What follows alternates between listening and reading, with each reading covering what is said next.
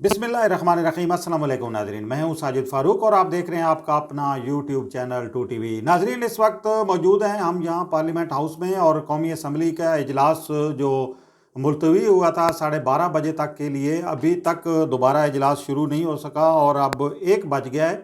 और ये आप देख सकते हैं कि इस वक्त अपोजिशन अरकान की ये नशिस्तें हम आपको दिखा रहे हैं। यहाँ पे अपोजिशन अरकान जो है वो जिनकी इससे पहले बताया गया था कि 175 अरकान आज ईवान में अपोजिशन के मौजूद हैं। और लेकिन इस वक्त अपोजिशन अरकान भी चूँकि वक्फे की वजह से अब काफ़ी वक्फा भी तवालत अख्तियार कर गया है, जिसकी वजह से अरकान जो है अपनी नशिस्तों से उठ के चले गए हैं।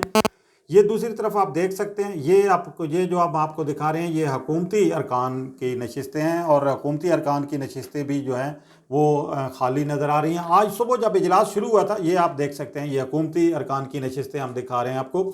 जब इजलास आज शुरू हुआ था तो उस वक्त बताया गया था कि 51 अरकान जो है हुकूमती अरकान जो है ईवान में मौजूद थे और 175 अरकान जो है वो अपोजिशन जो है कि ईवान में उस वक्त जो है वो कार्रवाई में हिस्सा ले रहे थे। ये आपको हम दिखा सकते हैं कौमी असम्बली हाल के अंदर के मनाज़िर। ये स्पीकर की चेयर आपको नज़र आ रही है और इस वक्त कौमी असम्बली के जो अफसरान हैं वो भी यहाँ पे मौजूद नहीं हैं।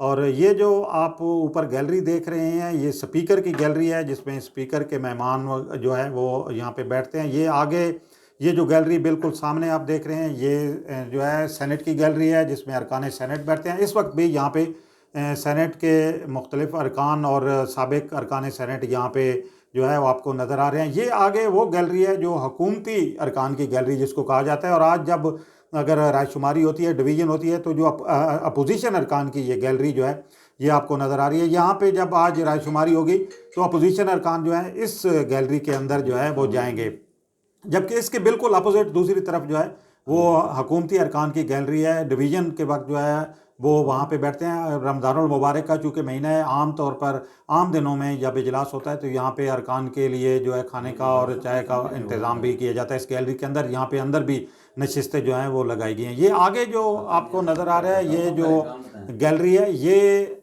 गैलरी जो है वो गैर मुल्की सफ़रा के लिए मुख्तस है। लेकिन इस वक्त यहाँ पे आपको जो है वो जो स्पीकर और दीगर अरकान के जो मेहमान हैं वो नज़र आ रहे हैं।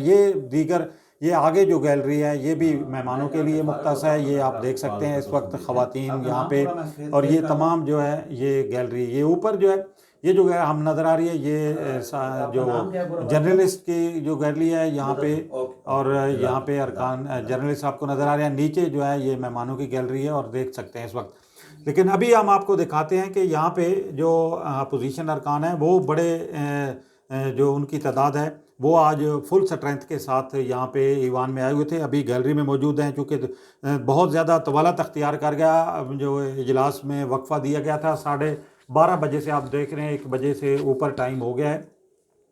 लेकिन इसके साथ साथ यहाँ पे जो हुकूमत की जो ख़वातीन जो अरकान हैं हुकूमती बेंचों पे बैठी हुई हैं वो भी यहाँ पे आपको नज़र आए। और ये ख़ास तौर पे हम आपको दिखाते हैं, ये साइमा हदीद हैं पाकिस्तान तहरीक इंसाफ की रुकन कौमी असम्बली, जो उन अरकान से बसख्त नाराज़ हैं जो उनकी पार्टी से जो है वो दूसरी तरफ चले गए। और ये आपको देख सकते हैं उन्होंने ये पोस्टर यहाँ पे बना रही हैं। ऊपर उन्होंने यहाँ पे लिखा है ज़मीर फ़रोश और नीचे लोटे की एक तस्वीर भी उन्होंने बनाई है। इसी तरह के 2-3 पोस्टर उन्होंने इसके नीचे भी रखे हुए हैं। और ये दीगर जो 2 अरकान हैं कौमी असम्बली की पाकिस्तान तहरीक इंसाफ की, ये उन्हें जो है इस सिलसिले में मशवरे भी दे रही हैं। और ये साइमा हदीद मुसलसल जो है ये पोस्टर जो है वो लिख रही हैं। ये आप देख सकते हैं ज़मीर फ़रोश ऊपर बड़े अल्फाज में लिखा हुआ है, नीचे जो है वो उन्होंने अभी भी वो कुछ इस पे तहरीर कर रही हैं। तो इससे उनकी जो शदीद नाराज़गी है उसका इज़हार होता है। और ये मेरे ख़्याल में जब इजलास शुरू होगा